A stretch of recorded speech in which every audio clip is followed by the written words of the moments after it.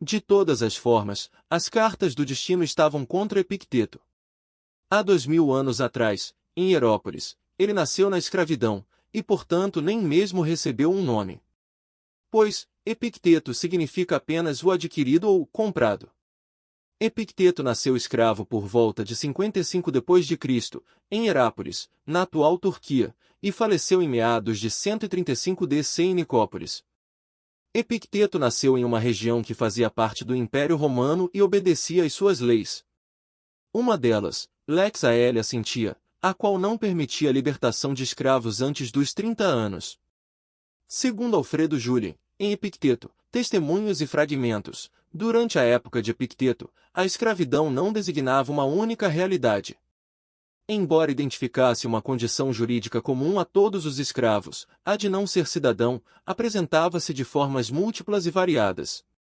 Suas condições de vida variavam de acordo com a atividade em que eram empregados. Assim tínhamos escravos trabalhando acorrentados, sob péssimas condições, como também havia os que ocupavam funções importantes, que lhes conferiam privilégios e prestígio nos quadros da hierarquia social. Há relatos de que um de seus mestres machucou a sua perna até quebrá-la. Mesmo assim, Epicteto permaneceu calmo, apenas avisando seu dono que isso iria quebrá-la a ele continuasse. Em sua história de vida, ele foi torturado, teve os frutos de seu trabalho roubados, seu corpo foi abusado como um cavalo empregado no ardor da lavoura. Ainda assim, mesmo diante de todo o sofrimento e dor, Epicteto não olhou para sua vida como uma série de horrores e tragédias, mas como um conjunto de oportunidades infinitas, um pódio. Para ele, a prisão é um lugar que pode ter muros e ferros, umas mais altos ou mais baixos, mas em qualquer lugar sua liberdade de escolha pode ser mantida, pois a maior prisão e a mais cruel é uma mente conturbada. Para Epicteto, um evento tem duas alças, uma pela qual pode ser carregado pela frustração e sentimentos contra o qual lutamos para mudar o que não podemos mudar, e a outra alça, pela qual podemos escolher se concentrar no que está sob nosso controle, ou seja, as nossas opiniões, nossos valores, desejos, senso de identidade e sentimentos. Enquanto descansava olhando para os homens e mulheres poderosos na corte de Nero, onde ele trabalhava, Epicteto concluiu que, embora fosse um escravo, se considerava mais livre do que muitos deles, pois aqueles eram escravos do poder e da ambição, prazer e atenção. Epicteto percebeu que suas mentes vagavam, eles eram facilmente distraídos, feridos por ofensas menores e consumidos por rancores mesquinhos. Embora poderosas, eles viviam vidas vazias e infelizes.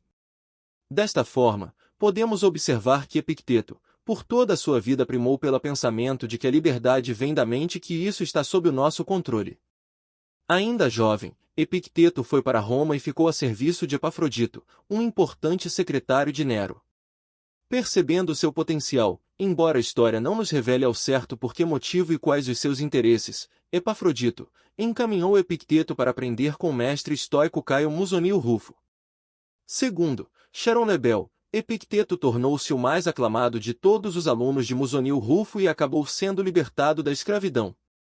O fato é que Epicteto ensinou em Roma até 94 d.C., período histórico em que os filósofos foram banidos pelo imperador Domiciano, que reinou de 81 a 96.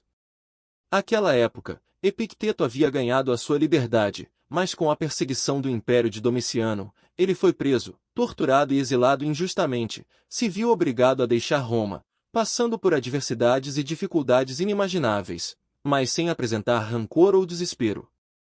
O filósofo, então, fundou sua escola em Nicópolis, uma importante cidade localizada na costa oeste da Grécia. Para Alfredo Julien, em Epicteto, Testemunhos e Fragmentos, a dedicação de Epicteto, sua inclinação para a filosofia e o ardor com que abraçou a doutrina estoica proporcionou-lhe uma posição excepcional para exercer o papel de filósofo pregador, passando assim a ser procurado por membros da aristocracia romana para aprimorar a educação e a formação de seus filhos. O ensinamento de Epicteto inspirou o próprio imperador Marco Aurélio, conforme podemos ler na obra Meditações. Sua importância é tanta que em Meditações, Marco Aurélio agradece ao seu mestre estoico de nome Rústico, por tê-lo introduzido aos conhecimentos de Epicteto. Sendo que em diversas passagens, o imperador filósofo cita como referência o escravo liberto filósofo. Epicteto não deixou escritos de sua autoria, pois suas ideias foram sintetizadas e apresentadas pelo seu aluno Lúcio Flávio Arriano, em Encheiridion de Epicteto, Manual de Epicteto, e as diatribes, ou discursos. Epicteto demonstrou o desejo de ensinar de forma ampla, clara e objetiva, para que as pessoas pudessem viver bem, ou seja, ter uma vida virtuosa. Para ele, o progresso moral não seria um privilégio dos filósofos, e poderia ser alcançado por todos, com treinamento e esforço diário. Conforme afirma Sharon Lebel, para o filósofo, considera-se bem-sucedido quando suas ideias eram apreendidas com rapidez e postas em uso na vida real por alguém, quando podiam efetivamente fazer algum bem ao enobrecer o caráter daquela pessoa. Os estoicos, em especial Epicteto, falam bastante sobre as nossas impressões ou representações, fantasiae, e de como devemos colocá-las em perspectiva. Algo que podemos referenciar como a dicotomia do controle, ou seja, controle das coisas internas e nós externas a nós. Devemos questionar o que sentimos em relação a um fato externo, compreendê-lo como ele realmente é.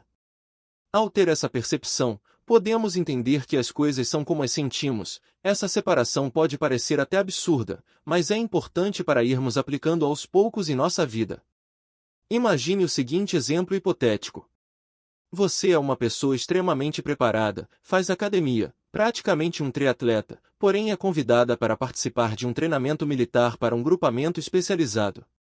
Você é uma pessoa comum, nunca teve contato com o meio militar. Logo no primeiro dia, você ouve os instrutores dizer que você não é bem-vindo e que eles farão da sua vida inferno, desde a humilhação a intensos testes físicos que destruíram seu corpo e alma. Como você se sentiria? Porque para algumas pessoas estar ali é um privilégio, mesmo diante de tanto dor e sofrimento. Por que alguns conseguem e outros não? Para Epíteto, a resposta está em sua mente, em seus sentimentos.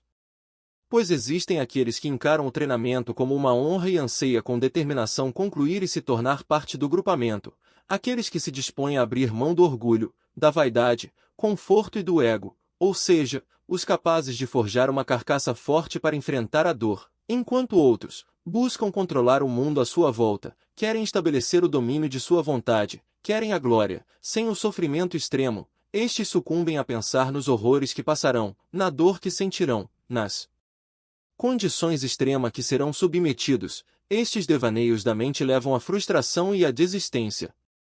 Pois você está tão concentrado no que não depende de você que não consegue lidar apenas com a hipótese do sofrimento. Para que fique claro, internalize o seguinte pensamento: o destino não está contra você, o seu chefe não está contra você, sua família não está contra você. As coisas são como são, o universo, o mundo, não está nem aí para a sua dor. Por isso, devemos ser nossos próprios salvadores no exercício de afastar os nossos demônios. Eu particularmente, gostei muito da ideia do livro Pare de Reclamar, Assuma o Controle, autor Marcos Alves. Entenda que ninguém te deve nada, ou seja, faça porque é o certo fazer e não espere gratidão por isso, faça o que tem de ser feito. Ainda que seja doloroso ou esteja com preguiça, não adie as coisas, e sirva a quem ama, ou seja, tenha um propósito de ser verdadeiro, respeitoso, ter empatia. Nas palavras de Epicteto, faça seu o costume, portanto, de confrontar toda a impressão grosseira com as palavras. Nada mais és que uma impressão e não representas aquilo que parece ser. Eis que, o progresso moral não era algo natural, mas exigia treinamento, com esforço diário. Ao mesmo tempo, todos nós podemos seguir esse caminho, não apenas os filósofos. Assim, Epíteto expressava sua mensagem de forma simples e objetiva. De agora em diante pratique dizendo para todo o que parece desagradável, isto é só aparência e de modo algum o que parece ser. E, então, examine cuidadosamente a questão de acordo com os princípios que acabamos de considerar. Em primeiro lugar, esta aparência se refere às coisas que estão sob meu controle ou às que não estão. Se a questão estiver relacionada com qualquer coisa fora de seu controle, treinar a si mesmo para não se preocupar com ela. Epicteto recomenda que nos concentremos nas pequenas mais significativas opções morais, as escolhas interiores que fazemos no decorrer de cada dia. Suas palavras: deste minuto em diante, jure que vai parar de decepcionar-se. Desligue-se do resto da multidão. Decida ser uma pessoa extraordinária e faça o que for preciso para isso. Agora. Um dos conceitos centrais do estoicismo é a dicotomia do controle, a dualidade e a percepção entre o que podemos controlar e o que não podemos controlar. Epicteto descreveu essa lição em suas aulas, dando muita ênfase a esse preceito, descrevendo itens que cabem a um e a outro. É simples de compreender, mas será que é tão simples assim de aplicar? Não, não é. Praticar a dicotomia do controle exige autodisciplina. Ao identificar em que categoria está submetida uma ação, devemos tirar o peso sobre o que não podemos controlar e concentrar nossos esforços no que podemos controlar. Devemos tentar fazer esse exercício com as questões que nos inquietam no dia a dia, dissecar as ações e as dividir entre esses dois segmentos. Há das coisas existentes, algumas são encargos nossos, outras não. São encargos nossos o juízo, o impulso, o desejo, a repulsa, em suma, tudo quanto seja ação nossa. Não são encargos nossos o corpo, as posses, a reputação, os cargos públicos, em suma, tudo quanto não seja ação nossa. Por natureza, as coisas que são encargos nossos são livres, desobstruídas, sem entraves. As que não são encargos nossos são débeis, escravas, obstruídas, de outrem. A dicotomia do controle pode ajudar também em relação aos nossos empenhos para alcançar um determinado objetivo, afinal o estoicismo é uma filosofia da ação. Para Matthew Van Natta, a dicotomia do controle é libertadora desta maneira, ela te lembra que você não pode controlar os resultados, mas pode apenas fazer o seu melhor naquela situação. Se você quer passar em um concurso, precisa estudar. Se você quer fazer um prato gostoso, precisa comprar os ingredientes e seguir uma receita. Se você quer ser promovido, precisa ser competente no que faz e ser reconhecido por isso. Se você quer ter amigos, precisa ser alguém agradável para estar ao redor. Se você quer um relacionamento saudável, precisa se esforçar para compreender o outro e ser compreendido.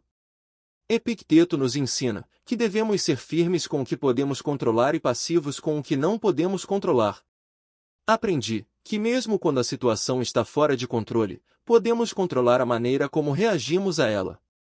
Com isso, agradecemos sua atenção. Não se esquece de se inscrever e deixar o like. Até uma próxima!